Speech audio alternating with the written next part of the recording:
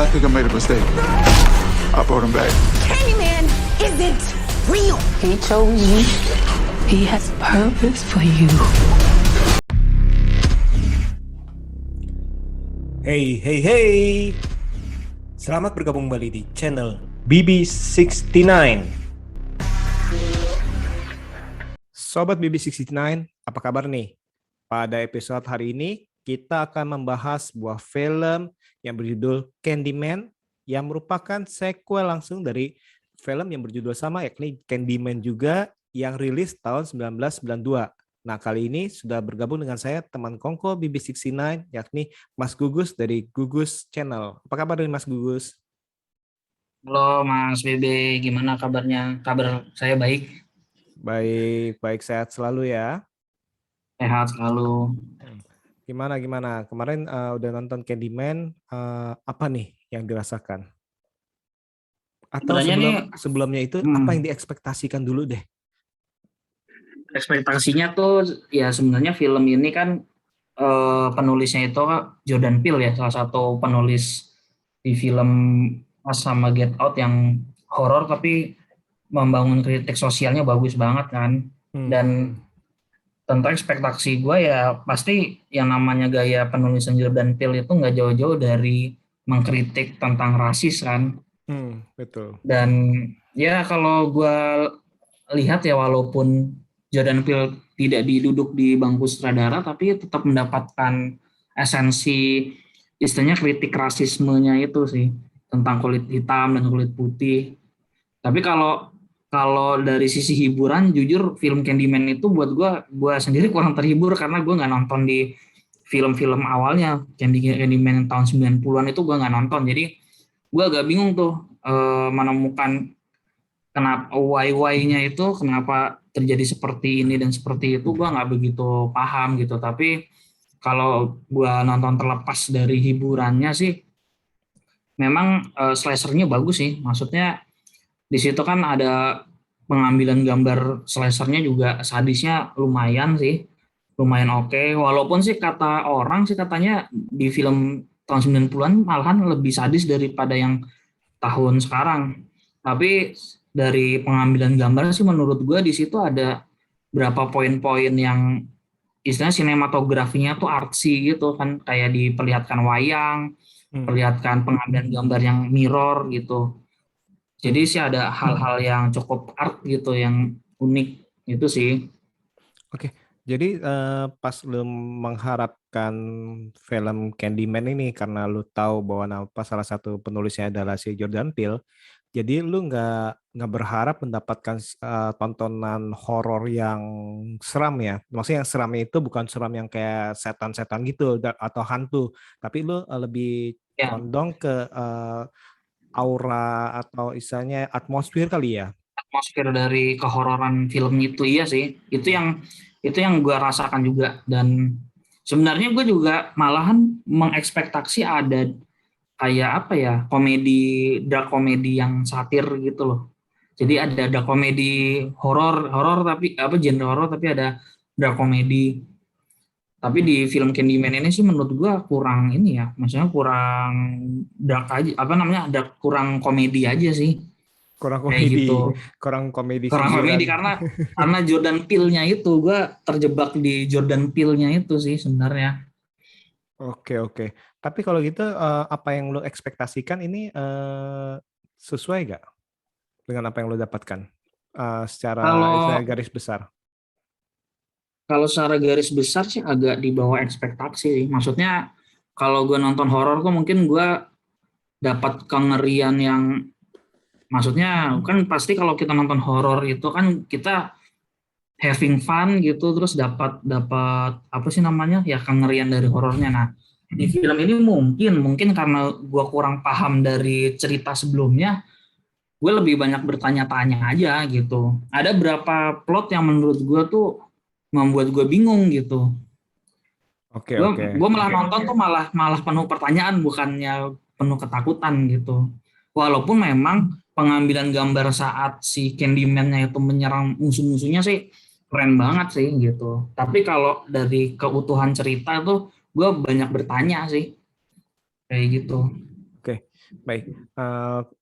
Sebelum kita lanjut mengenai pengambilan gambar segala macam ini, nah kalau gue pribadi sendiri nih berekspektasi kan, karena kan gue waktu itu kan nonton tuh Candyman 1, 2, 3 kalau nggak salah ya, dan yang ke satu memang yang memorable sih, dan yang ke satu memang paling gue inget itu istilahnya memang cukup sadis dan istilahnya cukup menyeramkan pada waktu itu tuh, di kala waktu umur gue segitu itu, gue nonton itu rasa takutnya itu dapet tuh, karena rasa tegangnya dapet, karena benar-benar mencekam dan istilahnya sosok Candyman itu sadis sekali dalam arti, dan istilahnya bayangin tuh tiba-tiba muncul dalam arti terus habis itu pakai kait, dan yang terutama yang gue istilahnya yang perbedaannya dengan yang 1992, di 1992 kita akan bertanya-tanya nih, ini sebenarnya apa yang terjadi nih? Apakah tokoh utamanya yang menyebut istilahnya nama Candyman itu, si Helen itu karena tiba-tiba itu si Helen itu setiap kali ada kejadian itu kayaknya hilang ingatan, misalnya kayak gitu. Apakah ini kesurupan? Apakah ini dia jadi jahat? Kan kita berpikir-pikir kan. Tapi kalau yang di Candyman 2021 kan udah langsung nyata-nyata ada itu Candyman itu ya menyerang yang tadi Mas Gugus bilang itu lewat cermin itu kelihatan tuh, ya kan? Jadi bukan sosok tokoh utamanya nih yang jadi jahat nih. Nah, itu yang membedakan itu. Jadi kalau di Candyman yang terbaru, ini kita udah ngomong Candyman berapa kali ya? 5 kali ya? Nanti muncul 5 lagi. kali. Itu nanti nah itu tuh berbahaya tuh. Kan bingung kan? Nah, soalnya gitu. Ini kan kita nanti nggak ngerti bahasa Indonesia, dia bingung, dia nanti mau bunuh. Nah, maksud gue kalau di sini ini udah langsung seolah-olah ini penonton baru dipaksa udah tahu kejadiannya itu ya bukan masuk ke dalam tubuh seseorang, ngerti ya? Jadi kita dipaksa nih kalau sebagai penonton baru ini mengerti tuh apa yang terjadi yang di prequelnya di 1992 tuh. Saya pun yang udah nonton pun yang nggak rewatch ini akhirnya keteteran nih. Sebenarnya itu dijelaskan memang lewat yang wayang tuh, yang kejadian awalnya tuh yang dimana ada orang kulit hitam yang jatuh cinta kepada orang kulit putih, terus habis itu kan dibunuh dengan gini-gini, terus kan berlanjut, terus ternyata itu ada tuh, ingat gak yang ada sosok wanita yang bilang itu yang bawa bayi tuh yang masuk ke pembakaran itu tuh, yang dia motong kepala. Ya, terus diselamatkan gitu kan. Nah, sebenarnya itu yang sosok wanita itu adalah tokoh utama dari Candyman yang 1992 yang harusnya itu adalah protagonis. Yang film pertamanya ya. Betul. Protagonis tuh. Tapi di sini diceritakan seolah-olah itu dia itu dipengaruhi oleh sosok Candyman nih menjadi jahat, menculik anak itu, gitu ya. Yang akhirnya anaknya itu kan yang ternyata itu tokoh utamanya nih. Nah, ini sih sebenarnya ini kalau kita tidak menonton yang 1992, akhirnya ini kita percaya bahwa si Helen itu jahat. Nah, Mas Gugus pas nonton itu kan diarahkan seperti itu ya, yang dia istilahnya. Iya, gue juga merasanya awalnya kan jahat kan, karena tadinya kan mau membakar anak itu kan, misalnya kan. Betul. Nah, itu ternyata itu yang ingin disampaikan oleh sang penulis. Inilah istilahnya yang disebut itu mitos atau legenda ini bisa istilahnya dipelintirkan dari sejarah aslinya nih, yang akhirnya itu untuk menakut-nakuti sebenarnya. Kan, mungkin aja itu yang selama ini kita istilahnya mendengar mitos-mitos yang horor, sebenarnya itu bukan itu kejadiannya, tapi dibuat oleh turun-temurun, dibuat oleh penduduk setempat itu, dipoles menjadi sesuatu yang menyeramkan, gitu ya. dipintirkan. Nah, tadi kan yang tadi saya bilang itu salah satu istilahnya poin istilahnya bukan terlemah sih ya. Ya saya bilang terlemah sih ya. Ini pembuat film mengharuskan kita menonton yang 1992. Kalau kita nggak nonton itu, kita nggak akan mudeng. Bahkan ibunya si siapa nih? Tokoh utamanya namanya siapa nih? Si Anthony. Si Anthony Mikoy.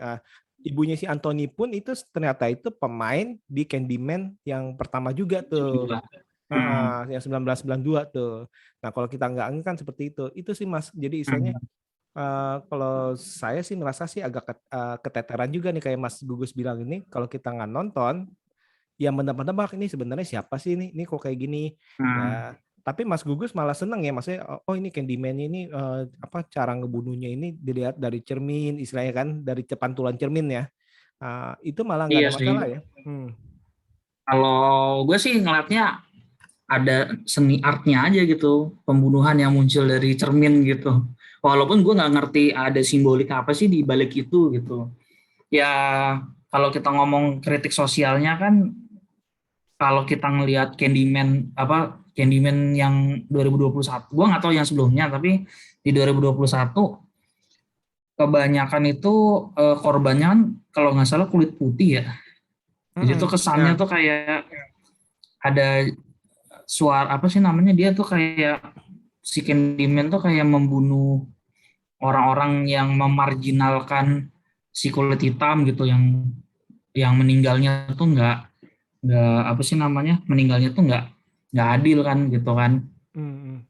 Jadi tuh kayak ada pesan subliminal di situ tuh, kayak kayak ini nih ada keadilan yang nggak bisa disuarakan, tapi bisa istilahnya tuh message-nya tuh nyampe nih kepada orang-orang yang suka memarginalkan kulit hitam dengan cara dibunuh pakai, istilahnya tuh ya dibunuh pakai pengkait gitu. Walaupun gue tuh masih banyak pertanyaan terkait ini ya, terkait tentang kenapa sih Anthony itu tiba-tiba ke apa ya, ke yang ke tempat yang pernah kejadian ada Candyman masa lalu itu kenapa ya waktu itu ya?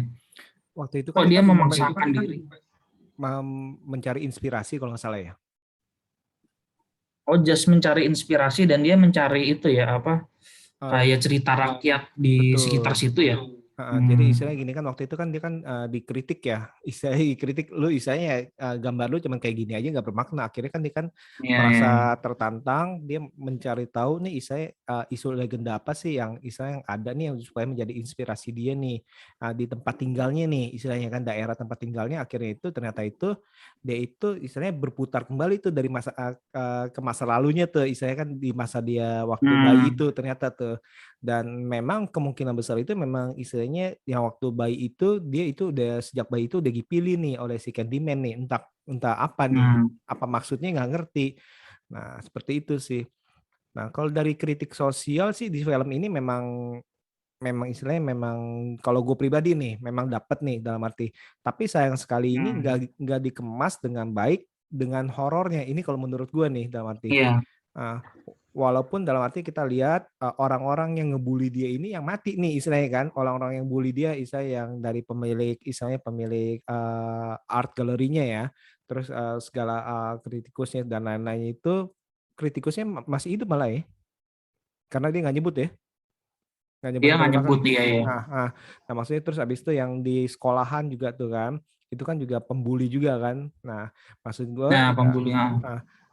itu memang dapat. Terus abis itu yang polisi yang terakhir itu yang tanpa babi bu udah langsung main tembak aja kan karena melihat istilahnya melihat maaf kata orang kulit berwarna memakai istilahnya mencurigakan memakai Iya. pengkait membawa senjata itu pasti berbahaya tuh. Jadi tanpa babi bu langsung tembak Dan aja langsung deh. ditembak begitu aja tanpa diadili kan. Nah itu memang mungkin yang terjadi di sana tuh di Amerika. Nah itu memang dapat nih. Tapi sayang sekali bagi gue ini kok kayaknya horornya itu nggak dapet nih, misterinya pun nggak dapet. Kalau gue pribadi kok tiba-tiba kalau gue pribadi nih dengan tanpa mengingat 1992 pun gue nonton nih, oh ternyata ini terpisah nih antara si Anthony yang istilahnya tiba-tiba mukanya berubah, istilahnya kulitnya jadi gatel-gatel, jadi kayak tangannya mau putus. Tapi si Candyman itu ngebunuhnya itu ya dia itu yang ngebunuh. Nah ini dia nih yang gue sayangkan sih. Kalau menurut Mas Gugus gimana Mas Gugus?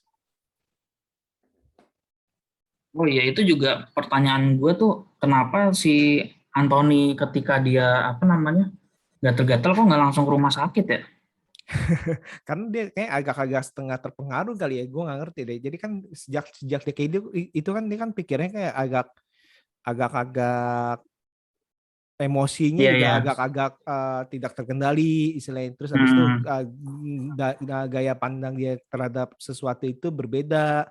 Jadi dia kesannya itu terobsesi ataupun sudah dipengaruhi oleh si Candyman itu sendiri. Nah, harusnya kan misalkan kalau menurut gue nih, kalau dia agak pinter nih lah, arti misalnya itu dibuat misterinya itu tiba-tiba misalnya pintunya misalnya gimana tuh, nggak usah tiba-tiba ketutup, tapi tiba-tiba itu satu persatu itu mati pas pulang. Jadi nggak saat itu tuh yang pas di kamar mandi. Jadi matinya itu menurut gue itu mendingan itu pas dia udah pulang satu persatu Satu-satu gitu tiba-tiba ya. dibunuh di rumahnya tanpa diketahui nih siapa nih ngebunuh nih, istilahnya kan. Atau seolah-olah ini dia itu melihat si Candyman-nya itu, tapi tanpa dijelaskan bahwa ini hanya dicermin aja. Jadi kan kalau kayak gitu kan kita kan bakal mikir, wah ini si Anthony bukan nih ya, karena udah mencurigakan nih, tangannya udah hampir putus juga tuh kan, dikorek-korek, mukanya juga udah Tapi mulai. kan yang menjadi sosok Candyman yang berbahaya malah yang diperlihatkan kan si sosok Sherman-nya itu kan. Kenapa? Yang di dalam cermin kan justru malah si siapa ya, Sherman-nya yang bagiin permen itu loh, yang awal-awal kan. Betul. Itu dia, itu karena kan itu kan nampak Candyman yang selanjutnya itu, setelah itu kan jadi masing-masing tuh, habis si yang awalnya Candyman, terus habis itu ada yang sosok yang dia pindah ke satu orang kulit hitam, yang pindah ke kawasan kulit putih, terus habis itu pakai mobil ya, diseret ya. Terus habis itu kan ada juga yang anak kecil tuh yang naik sepeda, istilahnya gitu kan. Nah itu kayaknya itu legendanya itu lompat-lompat tuh, memasuki dari sosoknya itu, memasuki dari legenda itu, tergantung daripada legenda terakhir itu yang diingat yang mana.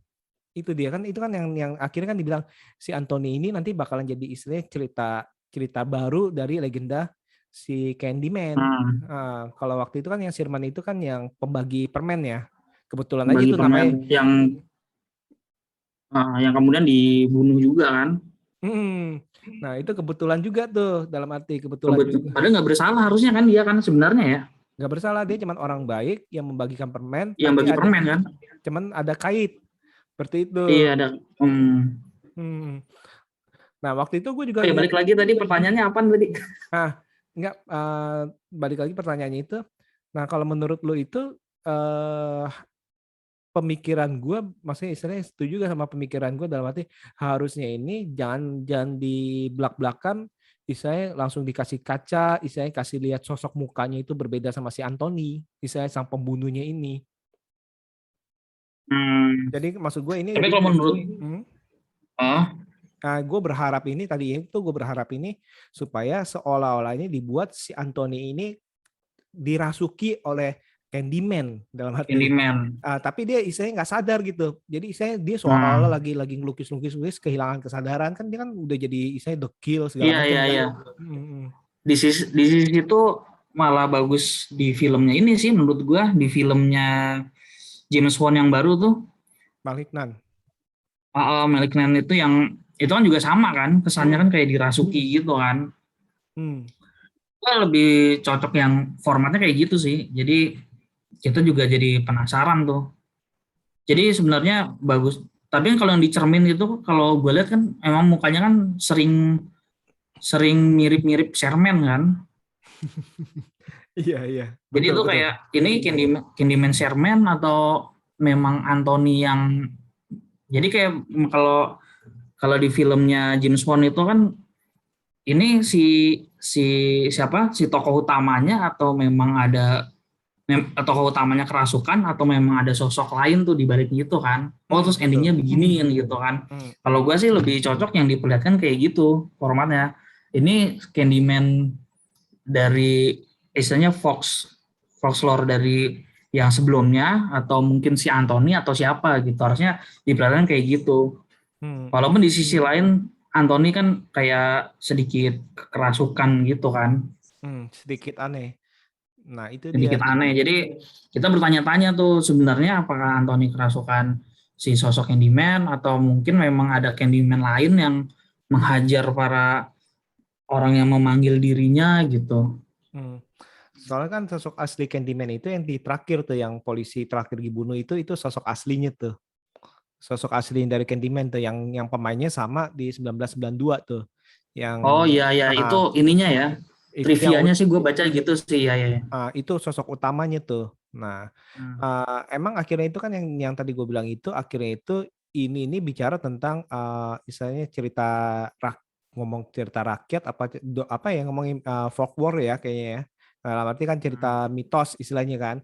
Nah, jadi ini yang terakhir siapa nih? Nanti akhirnya itu mukanya akan mirip kayak ya sosok itu. Jadi istilahnya dia memakai sosok yang menjadi korban terakhir tuh, yang menjadi istilahnya menjadi korban ketidakadilan di akhir, yang akhirnya itu dia mukanya berubah jadi sosok tersebut. Sama kan Sosok tersebut. tadi kenapa awal-awal itu kesannya kok Sherman terus nih, karena dari awal itu kita film dibuka dengan adegan si Sherman nih, benar ya? Si Sherman itu bagi permen itu. Nah itu dia tuh, kenapa tuh kita diarahkan seperti itu. Nah tapi ya tadi itu sayangnya itu menurut gue sih seolah-olah kita ini dipaksakan, ya lu kan udah nonton yang 92, lu udah ingat 92 nih. Jadi udah, jadi ya Candyman orangnya orang. Dia ini gue sebagai penonton baru, gue juga penonton baru juga cukup bingung sih. Itu yang mungkin yang menjadi gap ya. Jadi harusnya gue nonton film yang sebelumnya juga, biar gue lebih menikmati film dari Candyman itu gitu. Gue juga sebenarnya masih mempertanyakan tuh kenapa Candyman gitu, kenapa harus Candy gitu, kenapa nggak yang lain dan ada lebah-lebah. Nah itu tuh secara historical tuh apa gitu. Historical itu juga itu kan yang dia yang awalnya itu kan orang kulit hitam tersebut jatuh cinta kepada wanita. Akhirnya itu misalnya disiksa, dibunuh, dibuka, terus habis itu dimasukin lebah tuh misalnya. Gitunya dimasukin lebah ya. Jadi tulang rusaknya masukin lebah, akhirnya baru dibakar. Nah, abis itu ternyata itu pas yang 1992 si Helen itu yang istilahnya yang diceritakan di pakai wayang itu dia itu seolah-olah itu reinkarnasi daripada kekasih kulit putihnya. Karena mirip banget tuh di lukisannya itu, lukisan muralnya itu dia mirip banget, dan ternyata ya kenapa Candyman ngejar dia ya karena dia itu seolah-olah itu si Candyman ini ingin kembali bersatu dengan kekasihnya. Nah, tapi akhirnya itu kan si Helen itu kan nyelamatin bayinya itu ya, yang sekarang ini jadi si Anthony nih. Tapi ternyata di folklore-nya itu istilahnya dipelintir seolah-olah dia ini jahat, yang istilahnya motong, jahat mau membakar. Akhirnya itu diselamatkan oleh oleh penduduk. Nah padahal itu dia itu kalau di 1992 itu dia itu ingin menyelamatkan bayinya, terus abis itu dia itu bawa kait seperti di Candyman. Pas dia masuk ke tumpukan sampah, anak kecil melihat, oh itu dia tuh Candyman tuh ada di tumpukan sampah itu, ayo kita bakar, dibakar. Terus habis itu jadi dia berantem sama si Candyman dalam bakaran sampah itu. Dia pas berhasil ngeluarin menyelamatkan anaknya, dia ikut kebakar, dia mati, anaknya selamat. Tapi ternyata itu di sini dipelintir seolah-olah ini dia ini jahat nih, dan mungkin itu untuk nakut-nakutin kali ya. Berarti untuk nakut-nakutin. Iya.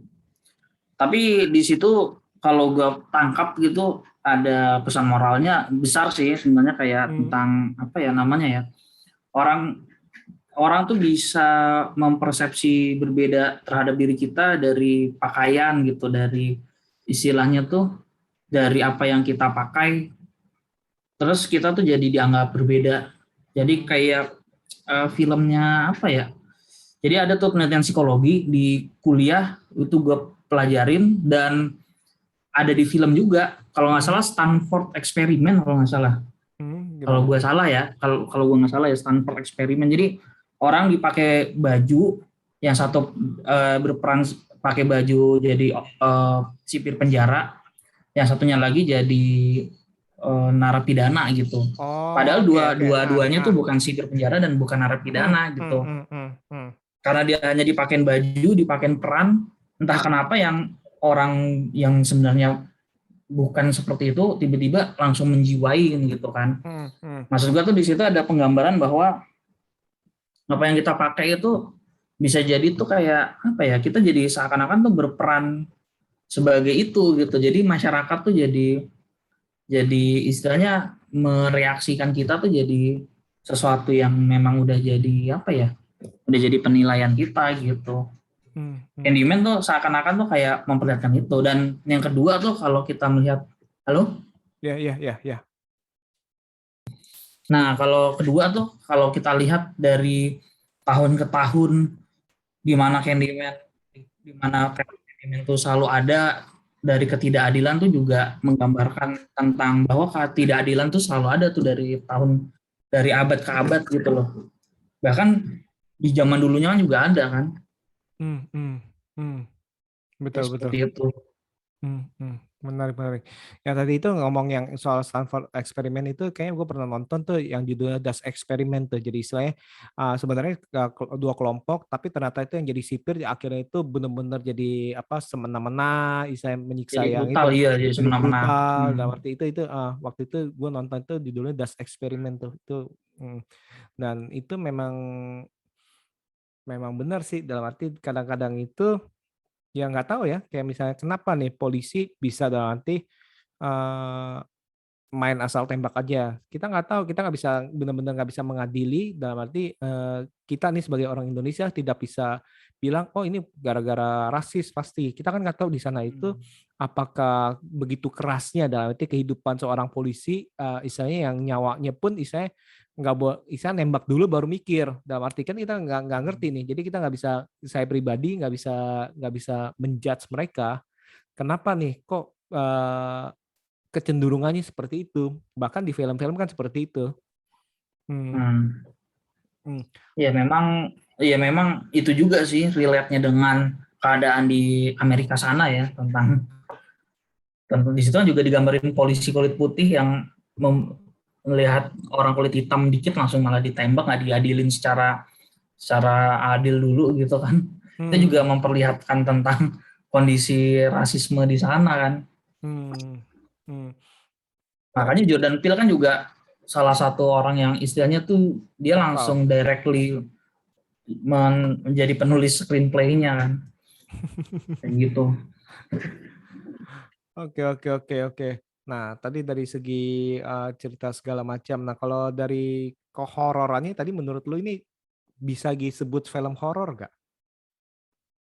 Film horor pasti, karena sebenarnya kan di situ ada kayak hal-hal gaibnya, itu ada istilahnya hal-hal supranaturalnya, itu sudah pasti horor. Dan memang gaya ceritanya sih memang layaknya film-film horor modern ya. Jadi kalau James Bond itu kan sebenarnya horor klasik ya, karena dia mengutamakan jump scare kan, walaupun nggak buruk gitu, seni jump scare juga keren gitu, menyenangkan. Kalau yang sekarang ini kan setelah eranya Jordan Peele sukses di Get Out itu, beberapa film horor kan seakan-akan tuh berlomba-lomba untuk bikin film horor yang atmosferik gitu kan, yang lebih ke ceritanya, walaupun ya ujung-ujungnya belum ada tuh yang menyaingi Get Out gitu. Jordan Peele kan juga pernah bilang kan dia nggak akan bikin sequel Get Out karena film sebagus Get Out itu nggak akan bisa dibuat untuk kedua kalinya gitu. Dan benar, seakan-akan tuh film ke sini banyak horor yang mencoba ada kritik sosialnya, ada horornya, tapi secara atmosfer belum sebaik Get Out sih menurut gua. Tapi ya tetap secara horornya ya not bad juga sih. Cukup gur juga sih, cipratan darah-darahnya juga cukup ya bagus lah gitu. Jadi menurut lo berhasil ya kali ini ya horornya juga ya? Kalau disebut berhasil apa ya? Bagi lo? Enggak, not bad aja gitu. Tapi kalau berhasil banget nggak terlalu juga sih. Oke. Kalau gitu kan tadi kan kelebihannya lu kan udah sebutin ya. Nah, kira-kira ada kekurangan gak nih misalnya dari film ini? Kekurangannya ini mungkin buat orang kayak gue yang belum nonton film sebelumnya itu benar-benar nggak terinformasikan, karena istilahnya tuh pola horornya itu kayak seakan-akan tuh random banget gitu. Kenapa lebah? Kenapa ngomongnya harus 5 kali gitu? Bukan 10 kali gitu ya? Kenapa nggak 10 kali gitu? Nah itu kan istilahnya apa gitu kan? Kenapa muncul di mirror gitu kan? Kenapa? Pokoknya banyak kenapa istilahnya harus yang bentuknya tuh kayak tangan terus harus dipaksa dikaitin pakai apa sih? Kan yang terakhirnya kan juga ditusuk pakai ini kan, kayak dikaitin pakai kayak besi gitu. Kenapa harus itu gitu? Terus Karena kenapa ya si Antoninya nggak ke rumah karena kan sakit? dalam ceritanya kan udah dibilangin tuh tangannya dibuntungin terus habis itu ditancepin kan di dalam wayang itu juga dikasih tahu kan. Dan akhirnya dilakukan juga kepada Anthony itu kan.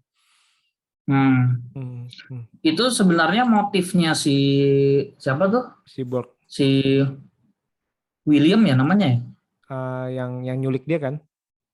Iya, yang nyulik dia itu karena dia merasa bersalah ya awalnya ya. Nah itu juga Ada agak bingung juga. perasaan bersalah gitu ya.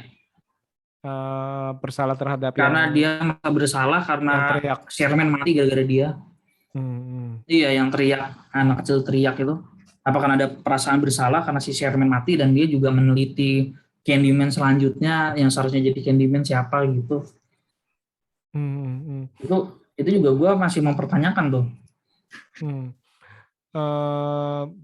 Iya sih, itu sih masih agak bingung nih apakah karena dia menunggu istilahnya dalam arti menunggu The real Candyman gitu kan. The real Candyman atau istilahnya jadi dia kan ngeliat si Anthony dia udah mulai berubah nih. Jadi dia pengen istilahnya langsung berhadapan dengan si Candyman ini. Jadi istilahnya dia pengen istilahnya mau melihat dan istilahnya selain itu dia juga ingin agar si Anthony ini nggak benar-benar berubah nih. Jadi istilahnya jadi kan dia langsung laporin ke polisi kan karena dia tahu nih dengan penelitian itu dia udah tahu bahwa si Anthony ini ya istilahnya bakal menjadi Candyman selanjutnya nih. Seperti itu sih kalau menurut gue sih gitu sih karena kan dia kan selalu kan catatan segala macam terus ada kilas balik. Nah ini seolah-olah nih dia pengen tahu nih si Anthony ini transformasinya seperti apa nih. Cuman di satu sisi itu mungkin dia sengaja kali nelpon supaya si Anthony dibunuh. Dengan dibunuh dia tahu nih bakal jadi Candyman mungkin kali ya kalau menurut gue ya. Iya kali ya. Dia terobsesi karena trauma di masa kecilnya itu kan. Karena si Sherman dibunuh gitu. Nah itu sih di sini juga agak-agak dijelasinnya agak nyaru ya, bener gak sih? Agak nyaru sih, gue juga rada bingung sih di poin itu. Nah, tapi gue paling suka yaitu kalau ngomongin adegan mana paling suka, gue paling suka di pembunuhan yang pertama tuh, yang paling pertama yang di galeri seni itu. Kenapa? Nah yang di galeri itu. Karena pertama galerinya unik aja sih, art. Dan terus bener-bener muncul Candyman di balik dinding mirror gitu. Terus tiba-tiba di black gitu. Ya istilahnya gore banget gitu. Bagus gitu maksudnya kayak ada di tengah-tengah kondisi yang sangat art. Situ ada kehororan gitu, ada kegoran slasher gitu. Ya itu unik gitu. Cuman ternyata cuman di situ doang ya. Yang ini yang mencekam banget ya. Yang mencekam banget itu kayak Velvet Buzzsaw ya yang 2019 lalu tuh Velvet Buzzsaw kalau nggak salah tuh yang art itu ya. Nah setelah itu kan abis itu kan pembunuhannya kayaknya iya menurut gue sih kalau bagi gue sih kurang horor ya bagi gue. Mungkin karena gue gue mengingat Candyman 1992 itu istilahnya penuh dengan adegannya seperti apa. Jadi gue berharap itu sih mungkin sih ya. Walaupun istilahnya tadi itu terkesan ini mungkin ingin isu sosialnya nih yang diangkat nih. Jadi ya istilahnya ya bagi gue sih kurang horor ya bagi gue ya. Jadi agak kecewa sih gue pribadi sih. Seperti itu. Iya itu. Ya itu mungkin base pembunuhan terbaik dan ya memang itu aja yang benar-benar diliatin yang membuat kita jadi meringis lah gitu ya. Kayak yang di kamar mandi padahal kan 5 anak-anak ya. Itu kan seharusnya ngeri banget kan tapi nggak terlalu diliatin ya. Betul, betul. Ya, itu kan kita nggak tahu kenapa nih, nggak diliatin dia Hmm. apakah pengen memperlihatkan istilahnya yang di dalam kamar mandi itu tuh, yang sendirian tuh, Hmm. ketakutannya gimana. Dan itu yang di kamar mandi 5 anak itu sih menurut gue sih nggak ada mencekamnya sama sekali sih. Hmm. Kurang ini ya, maksudnya iya ya karena nggak terlalu diliatin ininya. Maksudnya nggak secara frontal ya diliatin pembunuhannya ya. Nah, walaupun nggak secara frontal, tapi istilahnya kita nggak tahu nih, gue nggak merasakan ketakutannya itu. Bahkan kalau Oh gue gitu melihat ya. dalam arti kalau gue istilahnya di posisi orang yang sudut pandang yang di dalam dalam toilet itu, Hmm. yang berlindung itu, nah itu juga entah kenapa nggak dibangun mencekam bagi gue pribadi seperti itu. Hmm. Dan mungkin ya tadi itu misalkan kalau 5 orang itu satu persatu itu kebingungan kan bisa tuh bisa difokusin tuh nih Satu-satu gitu. satu kebingungan kita kita mungkin nggak Hmm. usah ngomongin gore tapi lu kebingungan ngeliatin satu persatu temennya itu mati istilahnya itu kan ketakutan Hmm. wajahnya itu seperti apa yang mencekam itu kan harusnya kan lebih bisa gitu kalau menurut gue sih. Hmm, seperti itu sih. Hmm. Nah jadi menurut lu nih layak ditonton nggak? Ya kalau disebut layak ditonton sih saran gua harus nonton yang sebelumnya ya. Hmm. Karena kalau kalau lu tonton yang langsung kayak gua tuh endingnya kayak kayak sorry ya kayak wasting time gitu. Karena sebenarnya lebih kebingung sih. Hmm. Ya gue berusaha menikmati apa ya namanya ya pembunuhannya aja sih, tapi ya sejujurnya kalau kita nggak masuk banget ke alur ceritanya jadi agak sayang aja ya Hmm. kayak gitu. Hmm. Tapi sih tadi ini yang gue bilang ini kalau di sini di Candyman 2021 emang kesannya ini pesan sosialnya aja yang paling paling tinggi sih Mas Gugus. Hmm. Jadi istilahnya horornya itu menurut gue sih kayaknya sih di nomor berapakan untuk si sang penulis naskah seperti itu. Hmm. Bahkan Justru dalam malah justru malah gimana? iya justru malah pesan sosial ya. Mm, mm, mm. Bahkan dalam arti yang terakhir pun apa pacarnya itu summon dia ya nggak diapa-apain. Iya Iya kan? iya iya ya. Dan di sini Hmm. nggak ada apa-apa. Nah, bagi orang kan yang penonton awal akan bingung, loh kok dia nggak diapa-apain? Harusnya Iya kan, yang diapa-apain malah yang orang lain kan, iya, maksudnya kan itu, malah menyelamatkan. apakah karena ini kekasih? Kalau itu cara istilahnya rule-nya daripada tanda kutip Candyman ini apa nih? Yang summon ada yang selamat nggak? Atau yang summon pasti yang mati? Nah, itu Iya. kan rule-nya kan nggak jelas kan kalau kayak gini kan kelihatannya. Iya, iya benar. Apa karena pacarnya? Apa karena gue tuh tadinya gue pikir karena kulit hitam. Nah, itu Tapi nggak bisa juga ya, ada yang mati juga ya kulit hitam ya. kulit hitam nggak ada yang mati ya kayaknya. Kalau di Ada film yang ini. nggak ada ya kulit putih semua. Iya, tadinya gue Ah, pikir tuh oh, apa karena si pacarnya kulit hitam gitu. hmm, hmm, hmm, Jadi yang pas disaman dia mencari kulit putih aja yang di sekitar yang dia saman doang gitu. hmm. Karena selalu selamat kulit hitam. Beda dengan horor-horor yang pembuat kulit putih, pasti kulit hitamnya dulu yang mati dulu. Iya. Kalau kalau Tapi di seriusan loh, gue pertama kali kesannya gitu, kok nggak mati ya? Apa karena pacarnya? Apa karena kan di action terakhir itu kan di situ Candyman layaknya jagoan kan bener-bener menyelamatkan gitu kan hmm, jadi kan akhirnya kan bingung. seakan-akan tuh Hmm, oh, Dan itu kan kalau seakan-akan itu dia mengambil rupanya si Anthony, kita akan berpikir bahwa oh ya udah nih kalau gitu nih karena pacarnya nih, istilahnya kan gitu ya. Tapi ternyata itu pas di scene terakhir kan dia kan mukanya berubah nih jadi sosok aslinya. jadi yang pertama itu ya. Nah kalau gitu game rule-nya gimana nih? Apakah si pacarnya itu si Brianna itu cuma istilahnya cuma dikasih hidup supaya istilahnya menyebarkan mitologi Kita baru, Candyman. istilahnya Iya. supaya istilahnya cerita yang baru nih mengenai si Anthony istilahnya supaya nanti menjadi istilahnya cerita rakyat baru nih daerah situ. Hmm. Hmm, hmm. Nah itu juga mengkritik ini juga kayaknya tuh mengkritik orang Barat karena orang Barat itu kan orangnya kepoan ya. Oh ya? Orangnya tuh kayak keponya tuh terhadap hal-hal yang ekstrim yang membahayakan dirinya sendiri kan. Makanya kenapa kayak Christopher Columbus atau mungkin ya orang-orang Caucasian itu suka mengeksplorasi benua Amerika kan pada saat itu kan, karena dia selalu men-challenge dirinya tuh kepo, terus ya udah bikin peradaban baru kan. Nah di situ tuh mungkin juga kritik sosial kali, karena Candyman itu hanya berbahaya kalau kalau dipanggil aja kan, sebenarnya gitu kan. Jadi dipanggil terus berbahaya untuk yang manggil gitu. Itu kan karena orang kepo aja kan. Aduh kalau gua panggil gua mati nggak ya gitu kan. Tapi nggak hanya orang bule aja, Jalangkung juga pada pada main kan di sini.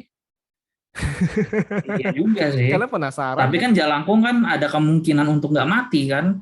Kadang kan cuman ingin nanya aja kan, gitu kan. Tapi kan pulangnya minta diantar. Hanya kan di samannya udah dikasih tahu kan, datang nggak dijemput, pulang nggak diantar.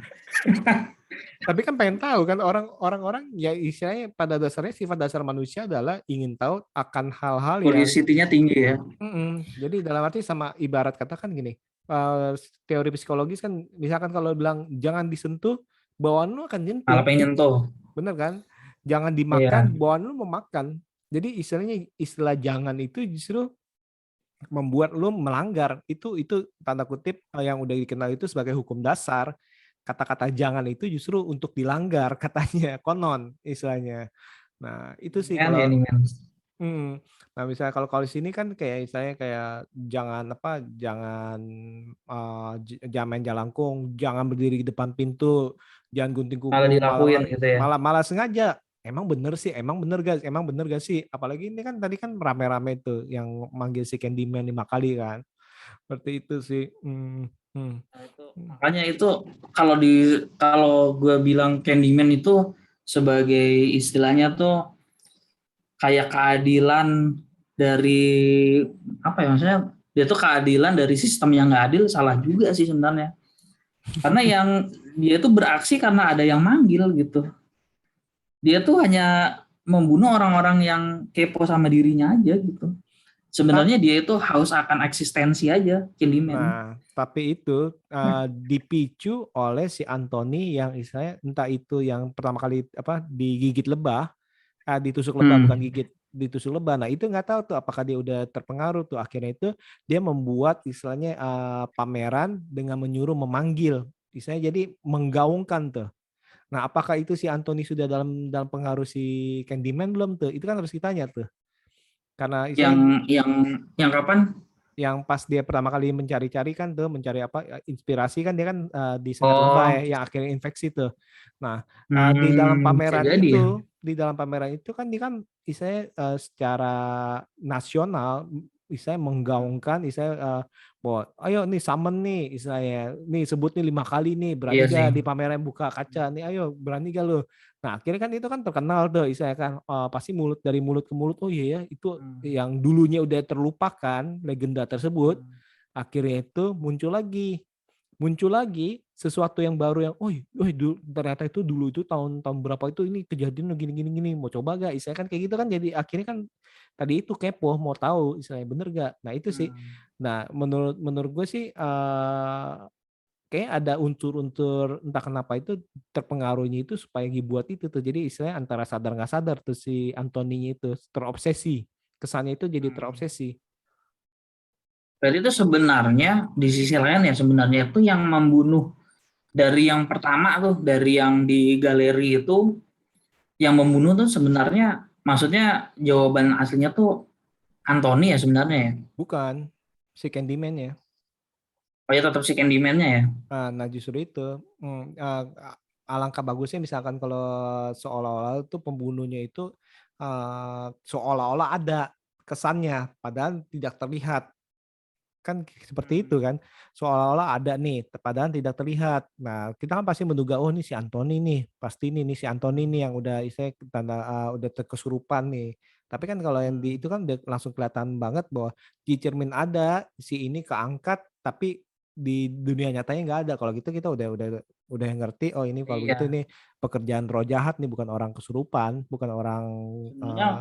Iya, sebenarnya Anthony itu kayak apa ya? Gue bingungnya kayak dia tuh kasihan gitu. Dia berarti kan dia nggak ngapa-ngapain, tapi dia tertuduh sebagai Candyman gitu. Dan Candyman sebelumnya juga juga bernasib yang sama kan sebenarnya gitu kan.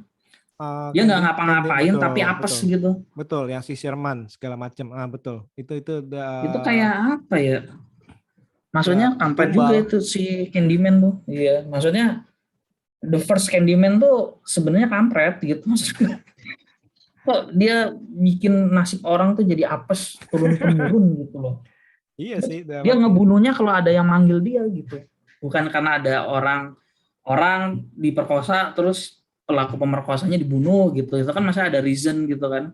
Itu Hmm. yang manggil dia gitu.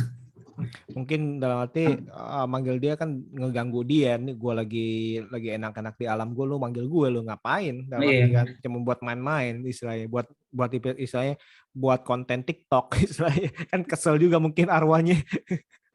Gitu tuh.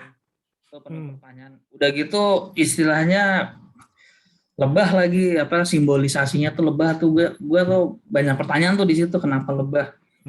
Kalau lebah Apa sih ya karena lebah? awalnya itu dia itu Dia tubuh dimasukin lebah itu ya. dimasukin lebah sih. Dan Hmm. ya itu si apa Antoninya mukanya itu kan kayak kayak apa rusak kayak orang kebakar ya karena dibakar. Nah si siapa Candyman pertama itu dibakar. Nah tapi permasalahan itu kenapa nih mukanya kok tiba-tiba bisa berubah kayak gitu si Anthony kan nggak dijelasin kan, iya kan? Nah, soalnya kalau gue melihat sejarah hewan bernama lebah, hewan bernama lebah itu dia kayak apa ya? Dia tuh menciptakan sebuah rumah yang kemudian tuh rumahnya itu kalau nggak salah tuh buat anaknya atau siapa gitu. Yang kemudian intinya tuh lebah itu senang memberi lah gitu. Gue lupa ingat ya, tapi kalau nggak salah tuh kalau sejarah proses perkembangbiakan lebah tuh dia tuh kayak memberi untuk anaknya gitu. Hmm, hmm, Maksudnya lebah tuh baik gitu loh. hmm, Jadi lebah itu sebenarnya kayak ada turun temurun juga, tapi itu dalam hal yang baik gitu, karena madunya gitu. Nah di dalam Candyman itu kayak kebalik gitu, dia turun temurun juga, tapi dalam hal yang jelek gitu loh. hmm, hmm, hmm, Coba ntar searching di Google deh tentang perkembangbiakan lebah. hmm, Itu kan kayak menarik gitu. Gue pikir hmm, tuh ada konsep itunya, misalnya filosofinya kenapa lebah. Awalnya tuh gitu.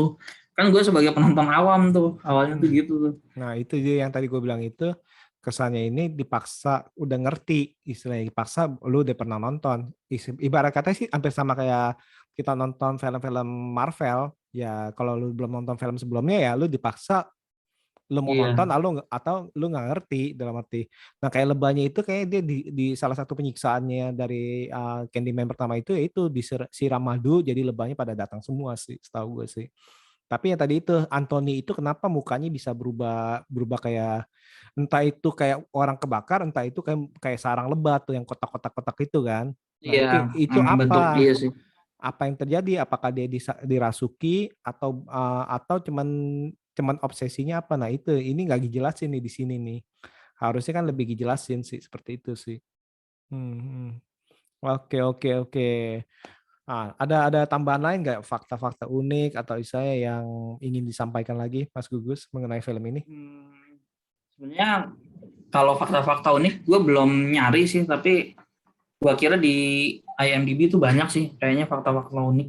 Hmm, hmm, Jadi ya mungkin buat yang lebih ini ya, yang lebih nonton dari seri sebelumnya bisa mencari sih sebenarnya fakta uniknya apa. Cuman hal yang menarik ya itu balik lagi karena Jordan Peele sebagai penulisnya itu dan sangat relate dengan kritik sosial ya. Itu itu satu fakta yang mungkin mendorong gua untuk nonton film ini gitu. hmm, hmm. Lebih Oke gitu sih. oke oke oke. Seru nih ngomongin ini karena bikin kita bertanya-tanya, bikin kita nanti akhirnya otomatis akan mencoba menonton yang 1992 nih. Dalam arti kan penasaran nih sebenarnya apa sih yang Hmm. terjadi dan istilahnya mau tahu sebenarnya apakah yang di persepsi kita nih menonton yang 2021 tanpa menonton 1992 ini apakah itu benar apa enggak sih. Oke Mas Gugus nih thank you banget nih Mas Gugus meluangkan waktunya nih malam-malam nih Thank you. bicara film tentang apa Candyman yang mungkin memang Jordan Peele ini kan salah salah seorang favoritnya dari Mas Gugus nih ya. Yoi. Oke, oke. Walaupun filmnya baru 2. Hmm, hmm. As a sutradara ya, kalau sebagai Banyak. sebagai aktor dia udah banyak ya Udah banyak. Bahkan film komedinya pun udah banyak dia sama di sama temennya. Comedy Central itu. Hmm. Oke, sekali lagi Mas Gugus, thank you banget nih Mas Gugus. Nanti mungkin kita akan ngobrol-ngobrol film lainnya nih.